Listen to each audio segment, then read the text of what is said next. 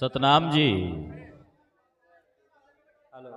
सतनाम जी, सतनाम जी, सतनाम जी।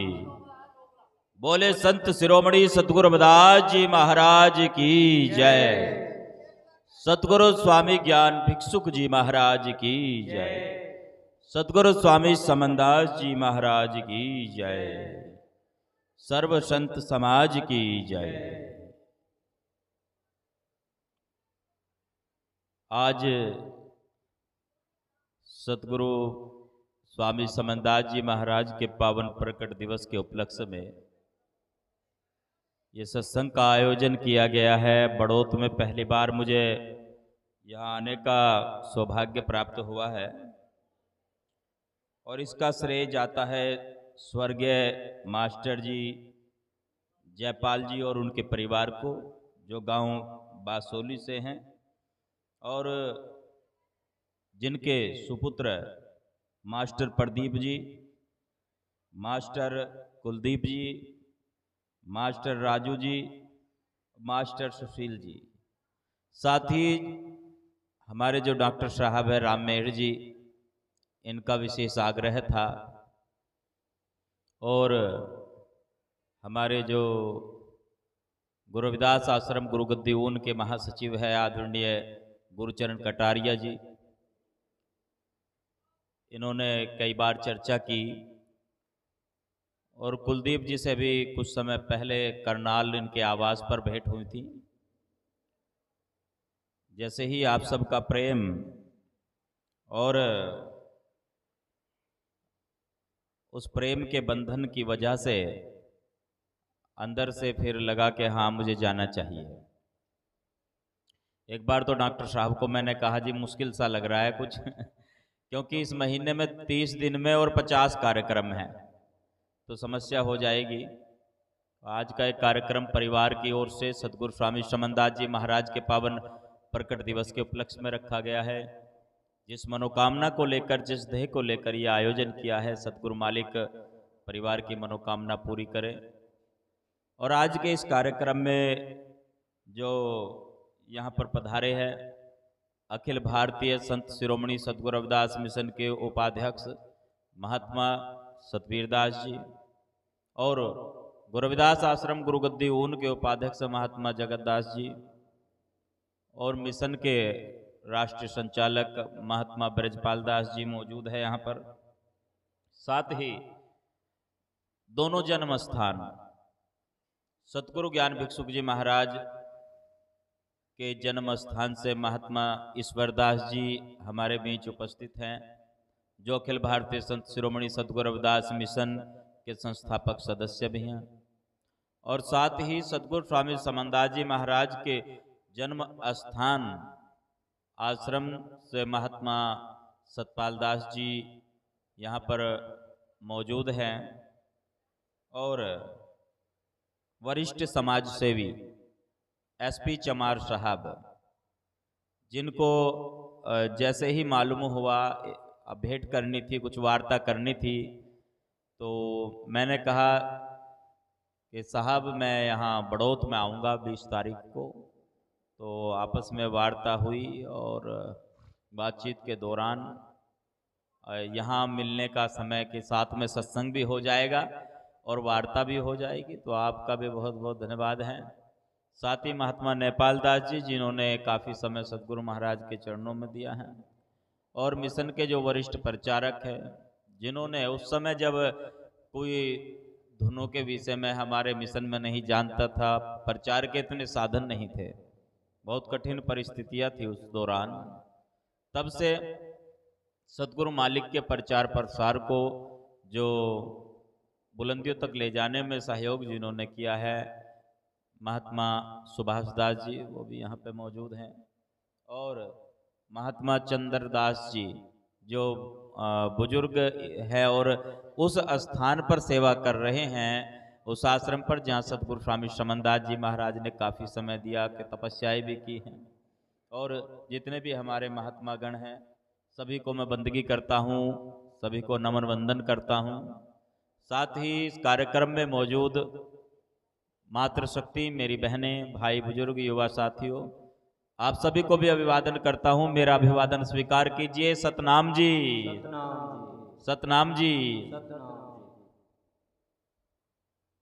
अभी नाम की चर्चा चल रही थी और कुछ काम की भी चर्चा चल रही थी, जिसके ऊपर अभी ये माहौल थोड़ा सा गर्म हो गया था।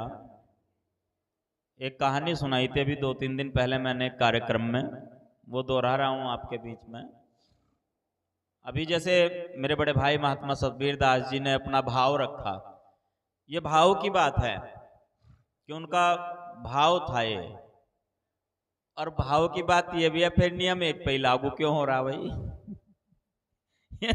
जैसे संचालक साहब ने कहा, फिर नियम एक पे लागू नहीं होना चाहिए, फिर तो सारों पे शुरू से ही चलना चाहिए। लगाम जो कसी जाए वो शुरू से ही, यदि शुरुआत से ही लगाम कस दी गई तो फिर यात्रा सरल और सहज हो जाती है, और यदि वही ढील रखी गई तो फिर गड़बड़ हो जाता है काम।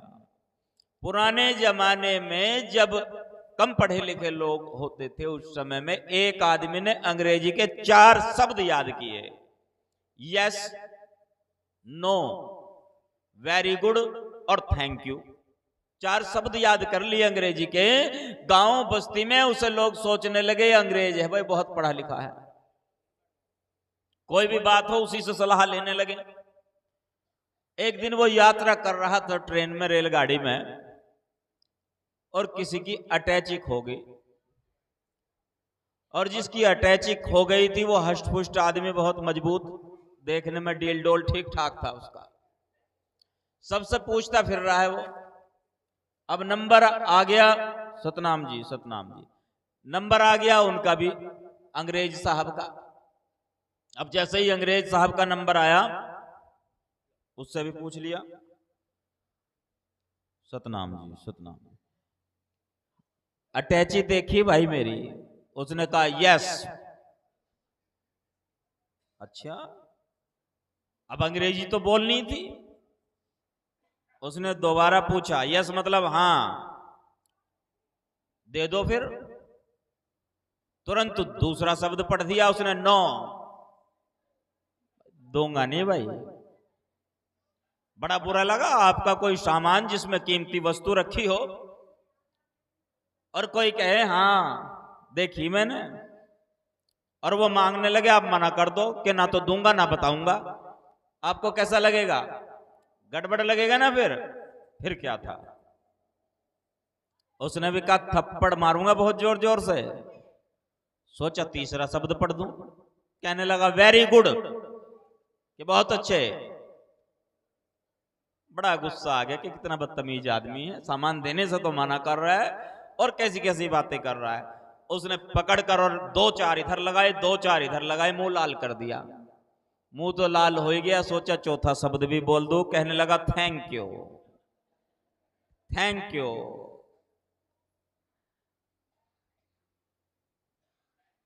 4 शब्द है ये, 4 मुखवाणी, जीव मुख, माया मुख, ब्रह्म मुख, गुरु मुख। अलग अलग कह लो, चाहे कैसे कैसे कहते हैं। अब ये जो 4 मुख है, इसमें जो शब्द जहां पर जिस समय के लिए है, उस समय यदि उसको कहें तो बहुत बढ़िया लगेगा, और अगर उस समय नहीं हमने प्रयोग किया तो फिर गड़बड़ हो जाएगा। हाँ, बात थोड़ी सी ये हो गई कि जिसने पाप ना किया हो वो जो पापी ना हो। भाई पहला पत्थर वो मारो जिसमें कमी ना हो, हैं? 2 साखी एक वाणी जब कही जाती है, एक साखी होती है गुरु के लिए और दूसरी होती है वाणी के लिए।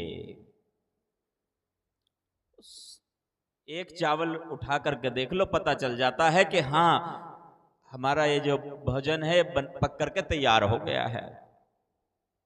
जैसे ही साखी शुरू की, वो साखी वहीं से होनी चाहिए जो पहले वाला छोड़ करके गया है, और जो अगली वाणी को हमारे संकेत कर रही हैं वो साखी होनी चाहिए। और उसके बाद तो ठीक है। अच्छा जी, एक बात और कह दूं, चलते चलते कहना पड़ेगा, जब बात थोड़ी सी बताने की आ रही है, समझाना तो मेरे बस का है नहीं, कारण है उसका। सबके सब मेरे से बुजुर्ग है, सीनियर है, मैं ही आप लोगों को देखकर और सुनकर सीख रहा हूं, तो इसलिए समझाने वाला तो मामला है नहीं। हाँ, बताने वाली बात है कि कुछ बात मन में आ जाए कोई, तो वो बतानी भी चाहिए। जब सत्संग की शुरुआत हो रही है, मतलब सत्संग तो चलता ही रहता है हमेशा, और हमने पहली आरती शुरू की, किसी भी वक्ता ने शुरू की, उस समय उस वक्ता को कोई भी हार या माला ना पहनाए, नहीं पहनानी चाहिए।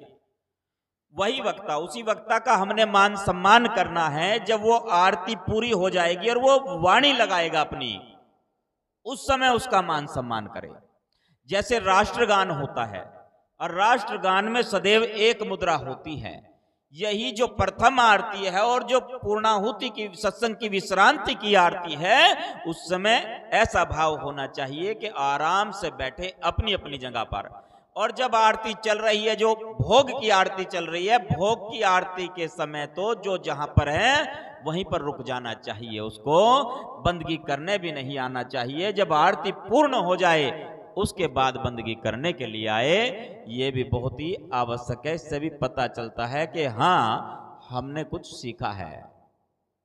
ये बात मैं कुछ वो नहीं कह रहा हूं कि मैं भाई कुछ आपको सिखाना चाहता हूं, नहीं, सिखाना नहीं चाहता हूं, मैं आपको बताना चाहता हूं, और बताना जरूरी है। आ गया विचार तो बता दिया, कई जगहों पर मैंने ये बात दोहराई है। उसके बाद चाहे जैसे मर्जी जितना भी स्वागत समारोह होना है वो होता रहे। नाम की बात चल रही थी अभी, कुछ चंद शब्दों में मैं अपनी बात को पूरी करूंगा।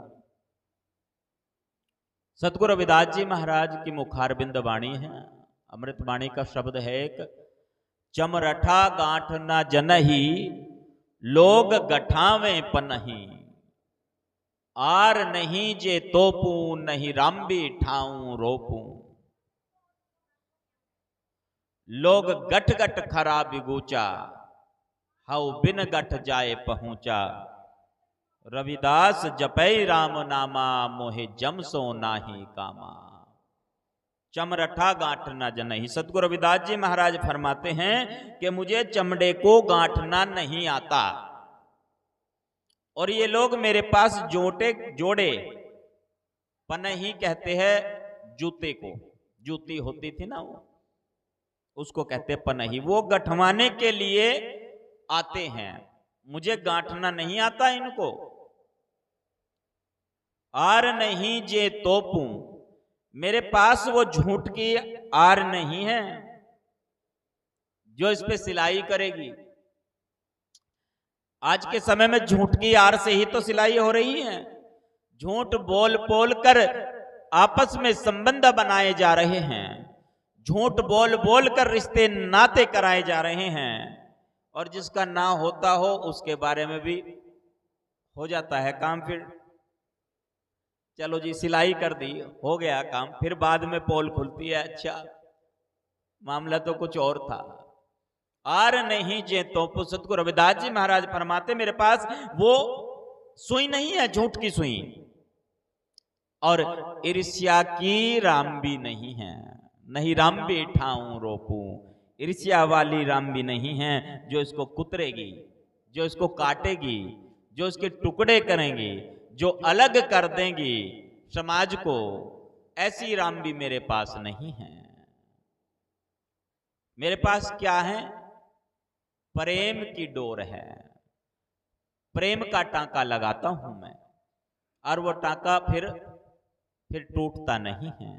ये प्रेम का ही तो टांका लगा हुआ है। इस समय जो सब इकट्ठे बैठे हैं, लोग गठ गठ खरा बिगूचा, हाउ बिन गठ जाए पहुंचा। लोग पता नहीं वहां तक पहुंचने के लिए कितना प्रयास करते हैं, कितनी गांठें लगाते हैं, कितना झूठ, कितना छल, कितने गलत कार्यों को करते हैं, परंतु वहां तक पहुंचना तो बहुत सरल है। मैं बिना प्रयास के ही वहां तक पहुंच गया हूं। सतगुरु रविदास जी महाराज फरमाते हैं, रविदास जपै राम नामा, मोहे जमसो नाही कामा। मैं नाम की कमाई से वहां तक पहुंचा हूं, उस स्थान तक पहुंचा हूं। और जो नाम की कमाई करते हैं उन्हें जम से और यम से, और यम को उनसे कोई काम नहीं होता, उन्हें यम से कोई भय नहीं होता। सतगुरु स्वामी समनदास जी महाराज फरमाते रहे हैं वही चिर परिचित अंदाज में कि काल हमारा कुकड़ा और जम हमारे गुलाम। कहते हैं ना गुरु समनदास जी, तो मोहे जम से ना ही कामा, कि मुझे इन जमों से कोई काम नहीं है। बात है सिर्फ सिमरन की। भाई नाम के ऊपर चर्चा चल रही थी, तो नाम के अंदर इतनी शक्ति है, इतनी इतनी पावर है, अपने आप ही सारा कार्य होने लगता है। इसलिए बात है कि इधर जो चल रहा था कार्य अभी थोड़ी देर पहले, कि वाणी कहाँ रही, कैसे रही, क्या हुआ, बढ़िया, बहुत अच्छा। हमें सार में चलना चाहिए, और हमें सार में चलने के साथ साथ एक बात और भी है, हमें भाव में भी चलना चाहिए। यदि सार में हम सार के ऊपर सार लगाते गए और मसाला न लगाया ना, वो सार ज्यादा देर तक ठहरती नहीं है। चट्टा लगा दो, वो चिन दो 4 इंच की दीवार, सतनाम जी 4 इंच की दीवार चिनते चले जाओ, सार में लगाते चले जाओ, एक के ऊपर एक, एक के ऊपर एक, और वो खूब ऊंची कर दी। कहते हैं भाई सार में लगा दिया हमने इसको, और उसमें मसाला नहीं लगाया। सीमेंट में रेत मिलाकर अच्छे से मसाला बनाया, वो नहीं लगाया उसमें, तो ठहर जाएगी वो, हवा के हल्के से झोंके से ही वो दीवार गिर जाएगी। इसलिए इस सार में प्रेम का, भाव का मसाला लगना भी जरूरी है। और वो प्रेम का, भाव का मसाला ही तो हमारे महात्मा जी ने लगाया था। सो जा रे ललना मेरे वीर, वो भाव था, इनके अंदर का भाव प्रकट हुआ। और एक बात और भी, यदि कोई कुछ कह देना भाई बुरा नहीं मानना चाहिए। महाराज जी तो मुझे चिपट जावे, कहते हैं सुबह के 8 बजे से पहले जाना नहीं बिल्कुल भी।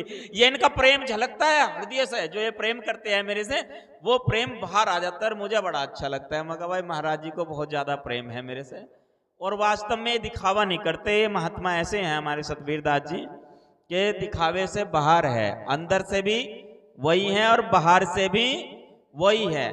ये नहीं कि बाहर से तो लिपा पोती चल रही है और भाई अंदर मामला कुछ दूसरा है, तो ऐसे वाली बात नहीं। सार में चलें, प्रेम के भाव के साथ मिलकर के चलें। एक पंक्ति में एक छोटी सी बात स्पष्ट करना चाहूंगा मैं। एक जगह पर ऐसे कार्यक्रम चल रहा, एक रागी जत्था आया हुआ था, कोई और बोल, जैसे दूसरे के पास माइक चला जाता है, इधर ब्रजपाल जी बैठे, इन्होंने उठा लिया, किसी ने इधर वालों ने उठा लिया माइक, तो जो रागी जत्था उन्होंने कहा ठहरो, क्या गा रहे हो, राग में गाओ, राग में। अब राग का बेचारों को पता नहीं था, माइक नीचे रख दिया। थोड़ी देर बाद फिर भाव से जगे, फिर माइक उठाया, इधर से दूसरे महात्माओं वाली टोली बैठी थी, इधर कहने लगे ठहरो, क्या कर रहे हो, वैराग में गाओ। इधर वाले कह रहे राग में गाओ, इधर वाले कह रहे वैराग में गाओ। अब गड़बड़ हो गया काम, गाए या ना गाए, सुने या ना सुने, क्या करें। थोड़ी देर के बाद एक बुजुर्ग से साधु उठे, कहने लगे भाई माइक तो रख दो, नीचे गाओ, परंतु एक बात सुन लो, उस मालिक के अनुराग में गाओ।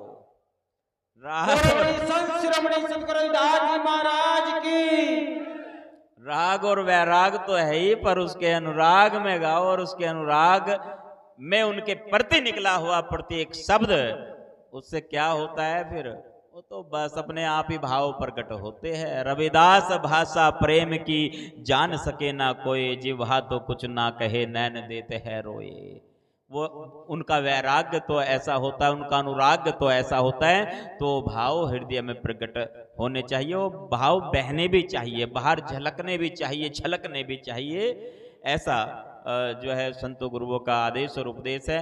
भाई समय की मर्यादा को ध्यान में रखते हुए, और फिर से आयोजकों को, जो चारों भाई है हमारे, कुलदीप जी, राजू जी, सुशील जी, और जो पूरा परिवार है आपका, उनके लिए बहुत बहुत शुभकामनाएं। डॉक्टर साहब राम मेहर जी, आपका ये जो प्रयास है, आप कई जगहों पर मुझे सूचित कर देते हैं, पूर्व सूचना मिलती हैं।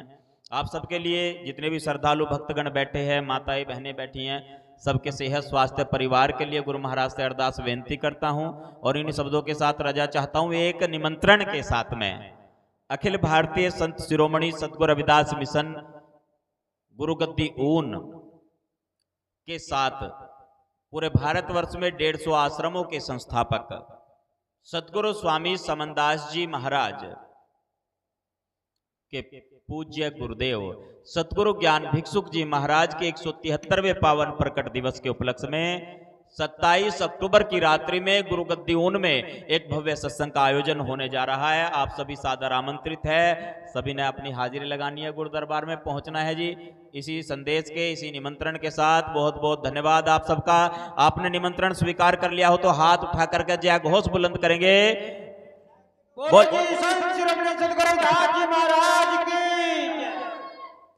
सतगुरु स्वामी ज्ञान भिक्षुक जी महाराज की, सतगुरु स्वामी समनदास जी महाराज की, सर्व संत समाज की जय। प्रेम से जपो जी सतनाम जी, सतनाम जी, सतनाम जी।